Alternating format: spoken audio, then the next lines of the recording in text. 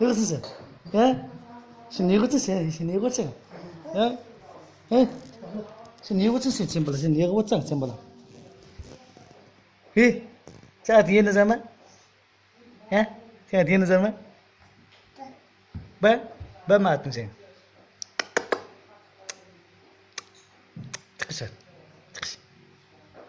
Kul şu anda. Kul.